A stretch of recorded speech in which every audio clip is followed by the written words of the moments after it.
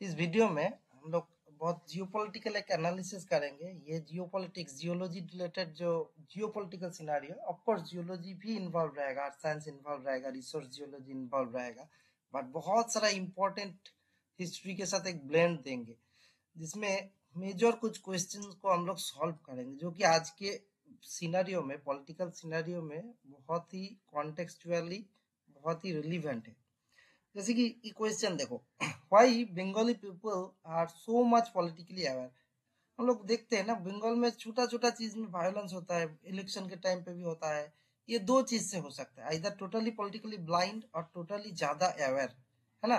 Blind होने से क्या फर्क पड़ता है, कौन वोट में आएगा क्या आएगा, जाहिर सी बात है, अवेयरनेस का ही बात है।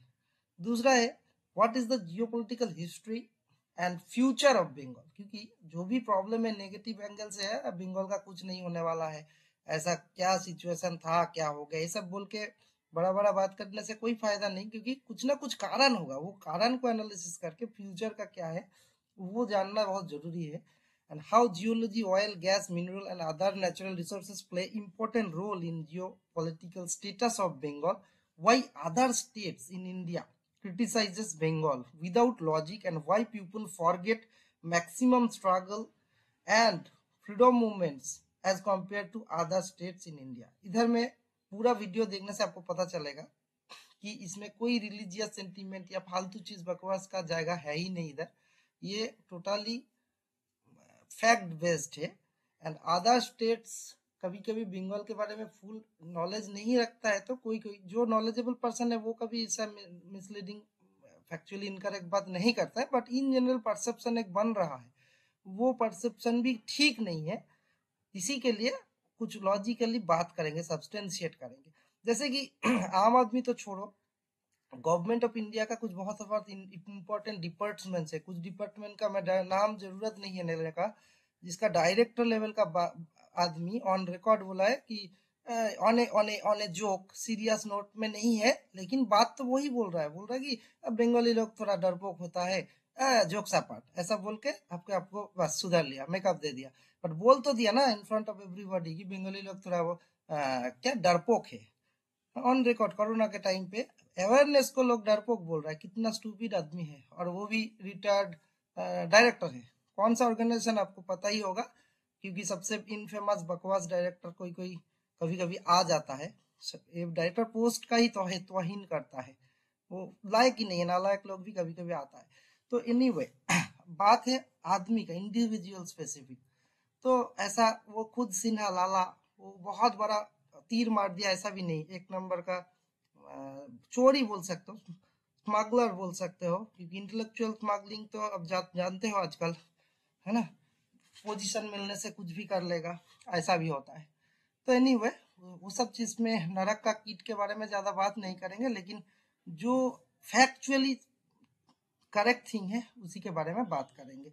तो आइए फास्ट में देखो, फास्ट बंगाल के स्ट्रगल जानने के पहले दो चीज जानना बहुत जरूरी है कि बंगाल का हिस्ट्री क्या है, हिस्टोरिकल लीगेसी रहता है बंगाल का एक। Bengal has been the epicentre, India का एक टाइम पे कोलकाता क्या था, कैपिटल हुआ करता था ब्रिटिश टाइम पे, इसका स्ट्रेटेजिक इंपॉर्टेंस था। Several significant political social movements हुआ था, अमृत बाजार पत्रिका, आनंद बाजार पत्रिका, कोई भी रिवोल्यूशनरी चीज जो जागरण करता है आम आदमी में, वो बंगाल से हुआ था। वो बाकी स्टेट्स का कंट्रीब्यूशन इधर से कहीं पे कम हो गया ऐसा नहीं है, ये वक्त ऐसा नहीं है कि सोचने का कि हम कम है क्या, वो ज्यादा है, ऐसा नहीं है। बात है किस लिए हुआ था वो जानना, हिस्ट्री जानना। बाकी स्टेट का भी कंट्रीब्यूशन है, पंजाब बहुत झेला, पंजाब का भी है, यूपी, महाराष्ट्र, सभी में टू सम एक्सटेंट अपना अपना हिसाब से किया, बट बंगाल को तब हाउ डेयर दे कोई कोई आदमी गलत तरीका से पोर्ट्रे करता है। मेरा बात उसके खिलाफ है। स्टेट वाइज ये फालतू चीज में बिलीव रखने का कुछ जरूरत नहीं कि बंगाल, वेस्ट बंगाल जियोग्राफिकली जो जहाँ लोकेटेड उधर जिसका जन्म हो गया वो पोजीशन में होने से वो खराब आदमी हो जाएगा, और पंजाब या कोई भी दूसरा जगह पे दूध का धुला हुआ जन्मता है, ऐसा तो नहीं है।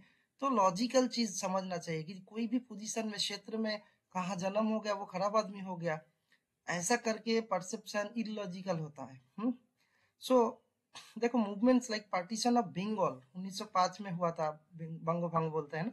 फिर ओवरऑल हमारा जो फ्रीडम के टाइम पे इंडिया का भी विभाजन हुआ उसमें भी बंगाल से ही पार्टीशन हुआ ना। ओवरऑल बहुत सारा चीज झेला है बंगाल, ये चीज जानना चाहिए। ठीक है, बहुत सारा टाइम पे तो फेमाइन हुआ था, खाना नहीं मिला था, लाखों लोग मरा था। ठीक है, लेकिन देखो उसके inspire of all of that है 1911 तक तो बंगाल का इवन कांग्रेस का भी तो स्थापना बंगाली द्वारा ही हुआ था बंगाल में। तो Rabindranath Tagore and others galvanise mass political awareness, जो बंगाल को ही बंगाल से ही लीड हुआ था। बड़ा बड़ा साइंटिफिक चीज, बड़ा बड़ा प्योर साइंस में जो फोकस हमेशा बंगाल में हुआ करता है। इनफैक्ट आज भी प्योर साइंस में ऑथेंटिकेटेड वे में अच्छा लेवल का स्टडी बंगाल में होता है। बाहर का नैरेटिव अलग बात होता है, मैं बार बार बोल रहा हूँ।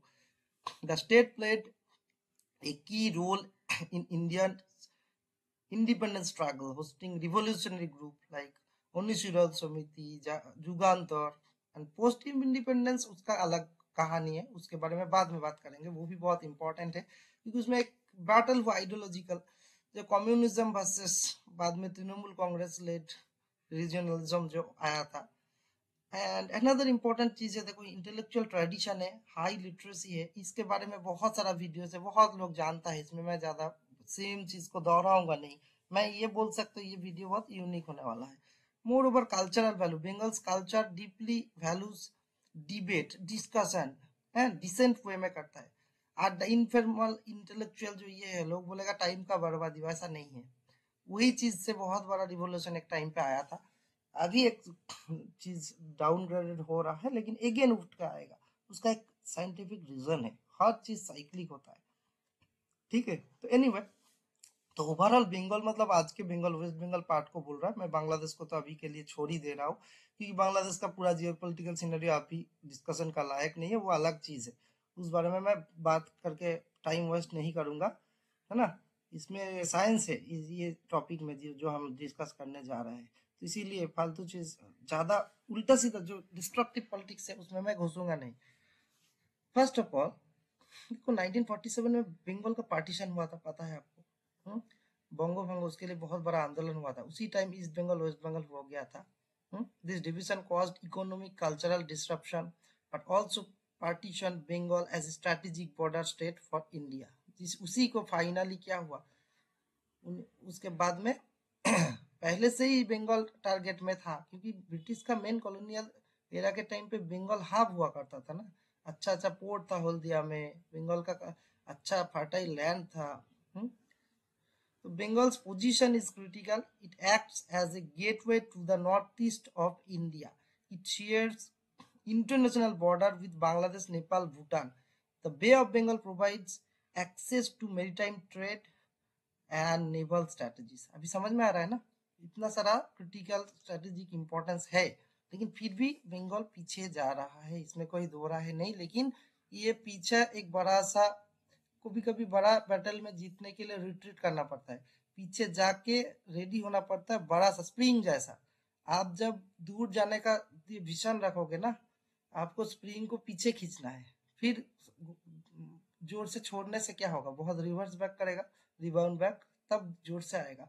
वैसा मान सकते हो, अभी ये फेज है, अब पीछे जा रहा है ऐसा, लेकिन ऑप्टिमिज्म चाहिए। Bengal's future hinges on strengthening trade ties with Bangladesh, Nepal and Bhutan. South east Asia का जो पड़ोसी है उसके साथ ठीक वो होगा भी, अभी एक टाइम अलग अलग चलता है। Leveraging it's port cities like Kolkata Haldia बंदर जो होता है ना, उसको ठीक ठाक करके डेवलप करना है। अंडमान निकोबार के साथ भी, वो तो बाहर का साउथ ईस्ट एशिया का ये है, उसमें भी देखोगे तो बहुत सारा बंगालीज रहता है, स्पेशली हिस्टोरिकली जो बांग्लादेश से आया हुआ बंगाली भी बहुत है। And addressing challenges of political stability, infrastructure development and equitable resource distribution, ये चीज अगर विजन में रखा जाए तो बंगाल बहुत फास्ट तरक्की भी कर लेगा। कोल, नेचुरल गैस, एग्रीकल्चर रिसोर्स, सब चीज है बंगाल में, हाँ, लेकिन इंडस्ट्री प्रॉपरली डेवलप नहीं हो रहा है। लेकिन ये चीज जानना चाहिए क्योंकि बंगाल एक फूड हब है, स्पेशली दो पार्ट है बंगाल का, अगर अच्छी तरह देखो, बर्डवान का वेस्टर्न पार्ट से शुरू होता है, रानीगंज का कोल फील्ड, नेचुरल जो मिनरल रिसोर्स रहता है ना, वो फर्टाइल लैंड नहीं, और बर्धमान डिस्ट्रिक्ट बहुत सिग्निफिकेंट इसीलिए, जहाँ पे मैं रहता हूँ पूर्व बर्धमान, उधर से शुरू होता है एग्रीकल्चर हब। बहुत सारा राइस पैडी फील्ड से बहुत अच्छा खाना मिलता है। अभी आप बोलोगे इंडस्ट्री इंडस्ट्री इंडस्ट्री, इंडस्ट्री जरूरत है, लेकिन बड़ा कंट्री होने का वही तो अच्छा चीज है। हम स्टेट फीलिंग रखेंगे नहीं जब जब बहुत सोकल इंडस्ट्री है जहाँ पे पत्थर वाला जगह है, जहाँ पे फर्टाइलर नहीं है, वो सब स्टेट को खाना कौन खिलाएगा? हमारा जैसा बंगाल जैसा स्टेट खिलाएगा। हम्म, आप इंडस्ट्री, पैसा तो खा खा नहीं पाओगे ना, पैसा कागज से बनता है ना, और कॉइन तो लोहा से बनता है या मेटल से बनता है, मेटल आप खा नहीं पाओगे ना। सो जब इंडस्ट्री बनेगा, खाना कौन खिलाएगा? अब बंगाल जैसा, पंजाब जैसा फर्टाइल लैंड का याद आएगा। सभी जगह इंडस्ट्री इंडस्ट्री इंडस्ट्री, ऐसा ढिंडोरा पीटने से नहीं होता है। और पॉपुलेशन डेंसिटी फर्टाइल लैंड में नेचुरली ज्यादा बढ़ेगा। आप फर्टिलिटी मतलब समझ लो, सिंपल बात है, जहाँ पे जिस वातावरण में बहुत सारा पैडी फील्ड, बहुत सारा पेड़ पौधा अच्छा होता है, वैसा इंसान का भी फर्टिलिटी ज्यादा होता है, हर पशु का भी फर्टिलिटी अच्छा होता है।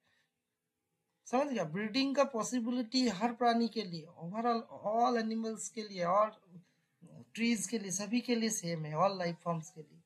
सो in general coal natural gas जहाँ पे है वो भी रिसोर्स है, और agricultural resource, both are important, दोनों को बैलेंस रखना बहुत जरूरी है। ठीक है? सो अदर स्टेट्स क्या क्रिटिसिज्म करता है वो समझना चाहिए फर्स्ट ऑफ ऑल। एक तो परसीव्ड डिक्लाइन, इसमें कोई दो राह नहीं है कि बंगाल का प्रॉब्लम थोड़ा है। क्या प्रॉब्लम है? Other states often criticize Bengal for its economic stagnation, population density and political turbulence. ठीक है? देखो एक एक करके, इकोनॉमिक स्टैग्नेशन मतलब बहुत सारा एम्प्लॉयमेंट जनरेट नहीं कर पा रहा है समाव अभी, है ना?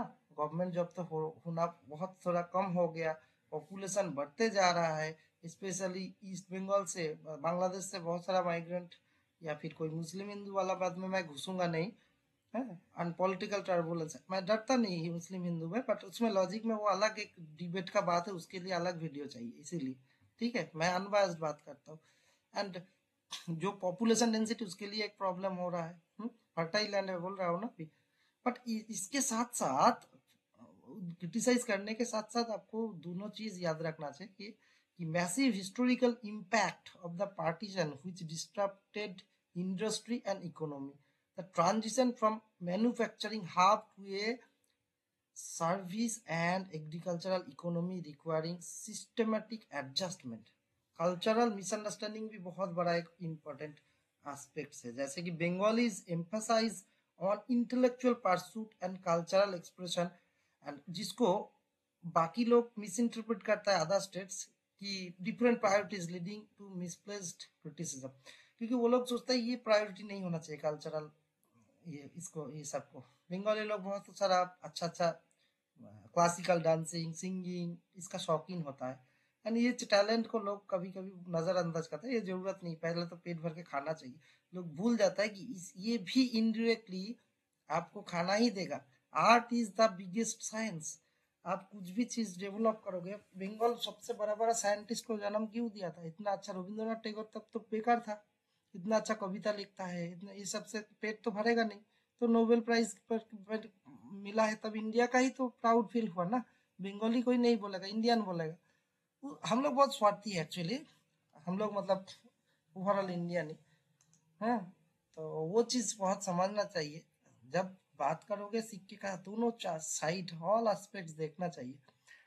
Now forgotten legacy, Bengal contributed significantly to India's independence movement. आप बोलोगे बाकी स्टेट भी किया है, ऑफ कोर्स किया है, लेकिन बंगाल का स्ट्रेटेजी अलग था, बंगाल का कारण भी अलग था।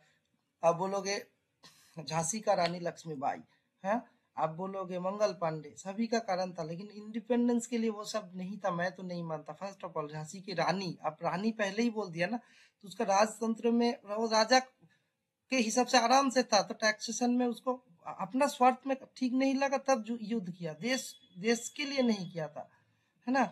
और मंगल पांडे हिंदू मुस्लिम अगेन, उसका अपना जात में ज्यादा हुनर था रादर देन आपका आपका देश, उसका रिलीजियन ज्यादा इंपॉर्टेंस था। क्योंकि सुअर और गाय का चर्बी से वो सब लेके प्रॉब्लम से वो स्टार्ट किया, हम लोग बोलते हैं वो इंडिपेंडेंस के लिए किया। अब ओवरऑल तो हमारा ऑब्जेक्टिव ब्रिटिश को हटाना है, मतलब इधर से हटाना ही था। लेकिन इंडिपेंडेंस का जो एक्चुअल अंदर से जो फीलिंग वो नहीं था। आपको आपको कोई भी हो एथिकली एंड मोरली वो करेक्टनेस चाहिए, वो था नेताजी सुभाष चंद्र बोस के अंदर। More over social reformer Raja Rammohan Roy, Rabindranath Tagore, Ishwar Chandra Vidyasagar, ये लोगों का भी बहुत अलग अलग कंट्रीब्यूशन है। फिर स्वामी विवेकानंद, सभी लोग जानते हैं, रामकृष्ण परमहंस, नाम खत्म नहीं होगा इसमें। तो मैं जिसको किसी किसी का नाम याद आया वीडियो बनाने के दौरान, बाकी के नाम याद नहीं आ रहा। बट बंगाल में सोशल रिफॉर्मर बहुत था। द पार्टीशन ऑफ बंगाल, देखो पार्टीशन ऑफ बंगाल 1905 और 1947 फ्रीडम के टाइम पे एक्चुअल तो पार्टीशन हो ही गया। तो हमेशा देखो बंगाल के ऊपर कुछ ना कुछ प्रॉब्लम आते जा रहा है। Subsequent movement laid groundwork for united resistance. Revolutionary organizations like Jugantar, Unusilan Samiti were based in Bengal. ठीक है, और भी बहुत सारा चीज था। एशियाटिक सोसाइटी कौन बनाया था? हम लोग जो बोलते हैं ना एशियाटिक सोसाइटी, देखो बंगाल ऐसा था जिसके लिए कुछ कुछ ब्रिटिश लोग भी अनुप्राणित हुआ था। वो लोग खुद ही सपोर्ट करते थे बंगाल का ये सब इंटेलेक्चुअल थिंग्स को। तो इसीलिए Asiatic Asiatic society, James Prinsep, जिसको प्रिंसेप घाट का प्रीवियस वीडियो बनाया था ना, वही फर्स्ट मेन लीडिंग लीडरशिप में भी था। ठीक है, फिर Chattogram armoury raid, master Surya Sen के बारे में भी तो आप जानते हो। सो विनय बादल दिन इसका खत्म नहीं होगा, खुदीराम बोस, इससे बहुत सारा है। और सबसे बड़ा फॉरगटन हीरो जो बाहर से लगे, रासबिहारी बोसु, बहुत सारा लोग था। ठीक है, the focus on other states in India's freedom narrative often overshadows Bengal's contribution despite its Gandhi ji बहुत बड़ा पॉलिटिशियन था, बहुत बड़ा फ्रीडम फाइटर था, लेकिन नेताजी जैसा पूरा अपना आप में एक एक मुहूर्त पॉलिटिक्स से बियॉन्ड में जाके सभी का दृष्टि के बाहर पीछे में रह के बोल्ड तरीका से स्ट्रगल करना, अपने आप को पूरा जिंदगी नियोजित करना, वैसा वाला स्ट्रगल गांधी जी भी नहीं किया। गांधी जी पीसफुली किया, आराम से किया, पब्लिक डोमेन में रह के किया, डायरेक्ट फाइट नहीं किया। भगत सिंह नेताजी जिस टाइप से किया, अपने आप को खत्म करने वाला तरीका से, सेफ साइड में नहीं खेला, पॉलिटिकली छींकने से भी न्यूज नहीं बनाया। पब्लिक डोमेन में ज्यादा हमेशा पब्लिकेशन हर जगह पे पब्लिसिटी नहीं करने चाह रहा था। वो लोग अंदर से किया, एक एक मुहूर्त को जिया, एक एक मुहूर्त में स्ट्रगल किया, अपने आप को खत्म करने वाला स्ट्रगल। लेकिन गांधी जी का तरीका बहुत आरामदायक था, अपने आप को कुछ छोटा छोटा चीज में आराम से सिंबॉलिकली रखा था। ऐसा ऐसा कपड़ा पहन लेगा, ऐसा स्टाइल में चलेगा, दोनों के कंधे पे हाथ रख के, वो सब एक सिंबॉलिक था। ठीक है, उसको मैं कभी भी डिरोगेटरी नहीं बोल रहा हूँ, बट ऑफ कोर्स दोनों में अंतर है, था और रहेगा, जो भी बोलो आप।